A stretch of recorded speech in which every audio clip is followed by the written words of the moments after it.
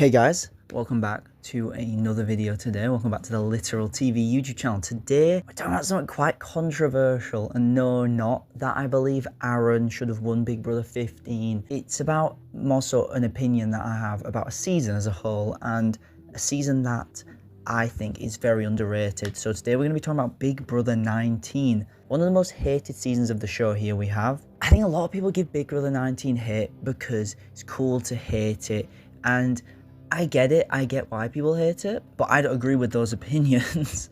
And guys, this is why I'm going to convince you and gaslight you into thinking my opinion's correct. I'm going to get right into it. And listen, if you don't agree with me, that's fine.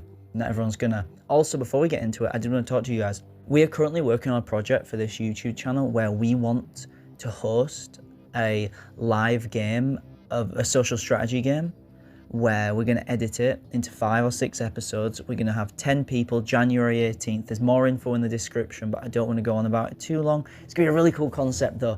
I'm going to be like Julie Chen, like Jeff Probst, and yeah, it'll be like 5 hours, something like that. And it'll be a fun thing for one night, January 18th. All right, check it out in the comments if you want to apply, and yeah, you'll get more info there. So, getting straight into stuff now. I'm going to talk about Big Brother 19. So, I want to go into the 3 main reasons why it's not bad. And I know saying not bad isn't the best justification.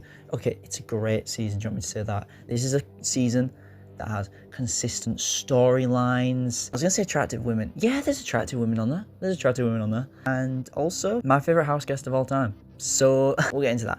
But yeah, let's talk about house guests while we're at it. Iconic house guests. That's my first reason, really, to why this season is a good season. So, first off, Josh Martinez, one of the... I just got a text saying I look scary. What the fuck? That's mean. Anyway, Josh Martinez is the first character we're talking about. So obviously, first video we made on this channel, I said we, it was me. It was all me. Stop trying to take credit.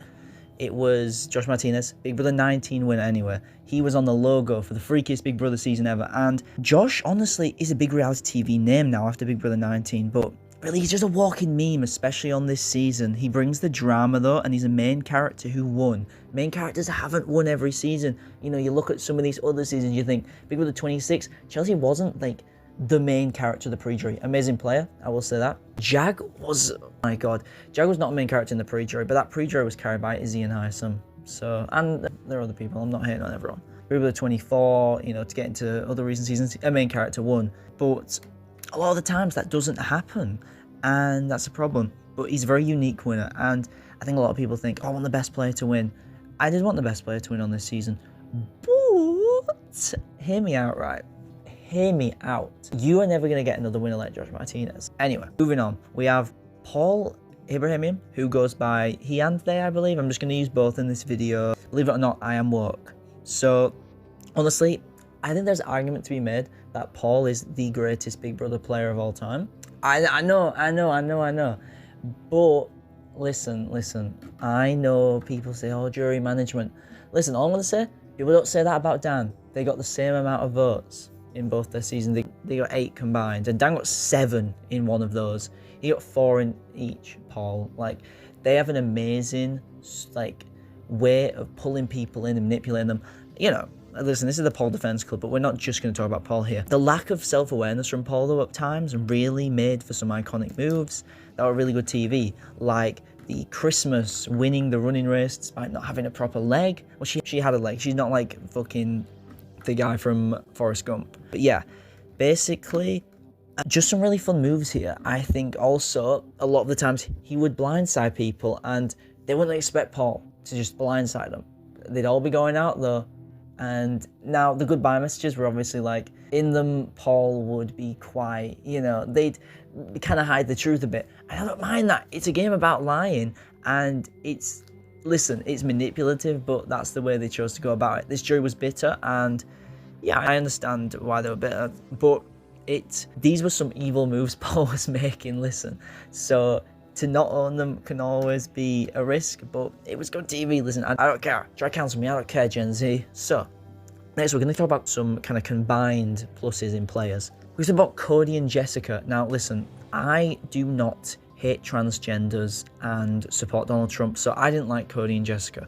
But, hear me out, very good underdog pair. and they were a good foil to Paul. Obviously, I think Paul, arguably, they were a villain, but they were the main character. So yeah, they made a Republican rootable for a lot of Big Brother fans, and that's interesting, mainly because Paul did that. But yeah, I think it was a good rivalry, and I know people say, God, he got 11th. That pre-jury was fucking long.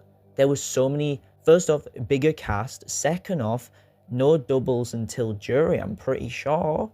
And third, they had the Halting Hex and a return. Like, that pre-jury was long. That's why there were 2 doubles. All right, next up we have Matt and Raven. Listen, let me cook here. They were awful players, but they were like cartoon characters, like Looney Tunes level. Matt just ate cereal. That was his only character trait. Like, Matt is genuinely an awful Big Brother player, and I'd never want to see him back on my screen. But he's fucking hilarious. Like, I don't care. And Raven the same. People obviously have kind of grown to love Raven over time because she's so awful. She's so stupid. Like, she thought she was like the mastermind. And listen, that's fine. You think you're the mastermind, mate, Raven. I watched a recent interview with Paul. Big fan of Paul. So listen, okay, let me just cook there. And they didn't even mention Raven in who they were keeping up with still. I'm sorry, but like, Raven did all that just to be forgotten. No, I'm sure that not forgotten. I know Raven's married now. Good luck to that guy. Maybe she's changed. It's been a while. All right, and finally I want to talk about Matt, Cameron, Dominique, and Ramses. I feel like all 4 of these people could have done really well if this wasn't the Paul season, but it was, and I feel bad especially for Cameron and Dominique, who either got screwed over in some... Oh my God, I put Matt. I meant Mark. I meant Mark. I meant the guy who looks like a bit of like a gorilla. Anyway, Cameron was really likable, and he was one of the more unique personalities on this cast. Dominique was just not doing anything wrong, but it was tough. I think someone like Ramses isn't necessarily going to do too well in the season, like in that era, but nowadays I think he'd do quite well. I think he fits in more with like the kind of Michaels, not just because they get... Actually, I don't know if Ramses get... I'm pretty sure he is though.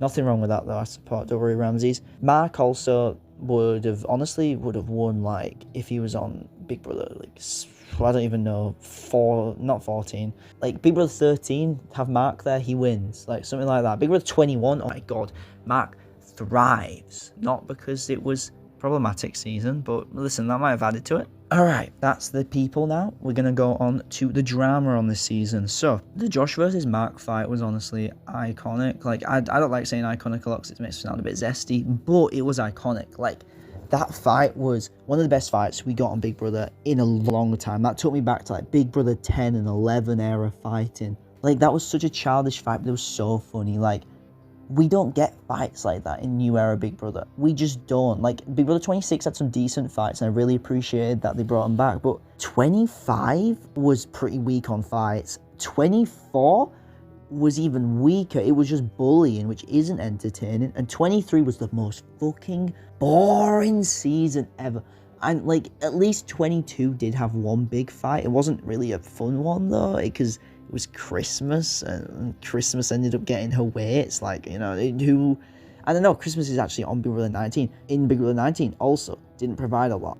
You at least met Memphis. And you're, like, listen, I'm not a huge Christmas hater, but I don't know why she got brought back. But I think there are good opportunities to bring people from Big Brother 19 back. Now, I'm surprised they did after it was quite a controversial season, but don't bring people back from Big Brother 15, which was a way stronger cast. But it's fine. Also, the pots and pans. It was iconic from Josh. That's just like, I think it's kind of something that was forgotten, and I know Dick did it first, but not to that extent, and not in a way that he kind of made it funny. Josh was like, kind of like a loud kid, and I didn't mind that, because I actually think, in hindsight, I was a Josh fan, but I was more of a Paul fan, so it's like, I really appreciate what Josh brings to the show. He's very unique. I can see why he got cast fully. Like, he's somewhere you see him and you think, this is a character.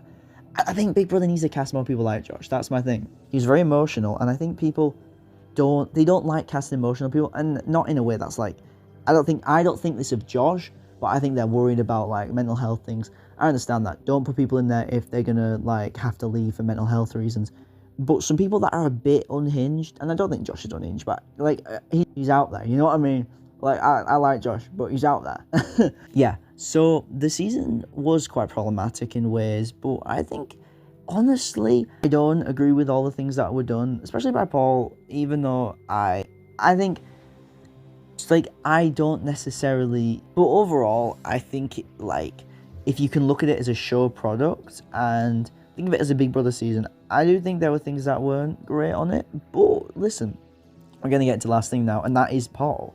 So, the downfall of Paul in terms of just a 2-season storyline where it really gets wrapped up here, I think it's beautiful. Now, the problem is it relies on you liking Paul in order to really engage with that storyline and really enjoy it, in my opinion. And obviously I do, but for someone who doesn't, I can understand why they wouldn't like it. But yeah, they are just a fascinating character across these 2 seasons, and it really feels the most like a study of a single person we've ever had across these 2 seasons of Big Brother 18 and 19. I think it is like the downfall of Caesar, guys. It is one of the greatest storylines of Big Brother history for me, if you really follow it like a storyline. And I watched this season in short succession. I watched it in like a week, and honestly, I loved it because you see this character who basically did a very good job on Big Brother 18, comes here, back, Big Brother 19, does an even better job and just falls short. And that is iconic.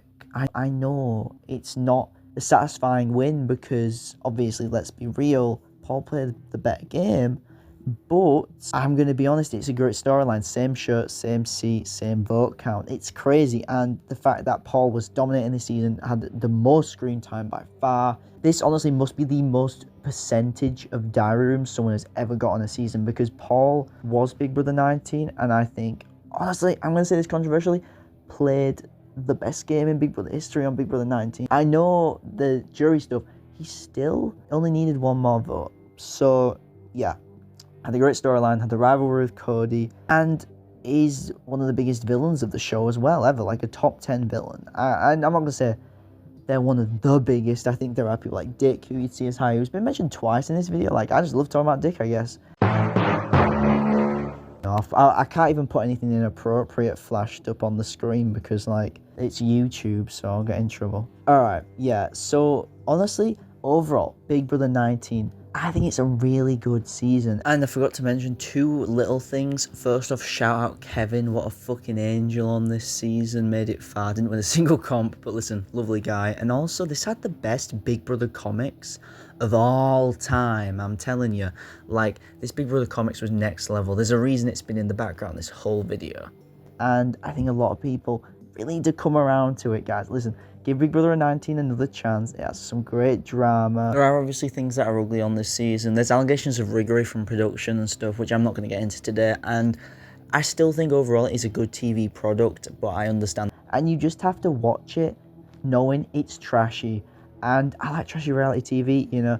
At some point, maybe I'll have to do a video about Jersey Shore or Love Island. I have a lot of things I'm into in reality TV. I just need to kind of broaden my horizons. But I want to talk about Big Brother 19 today. I'm really passionate about this season, and it's iconic. Listen, we need to normalize Big Brother 19 love. Anyway, with that being said, thank you guys for watching this amazing video. If you have any thoughts on Big Brother 19, I know they'll probably be negative, leave them down below. And apart from that, I'm going to leave you with one more thing. First off, apply to Literal Games Live. Second off, what Big Brother season do you think's underrated? And what videos do you want to see me do in the future? Let me know. Thank you for the support on Literal TV. I've loved making these videos. I'm going to keep making them. This is number 4. We're going to make it to number 40. That's going to age really bad when this is the last video ever. It's not. I'm doing Literal Games at the very least. I'll see you guys. Bye.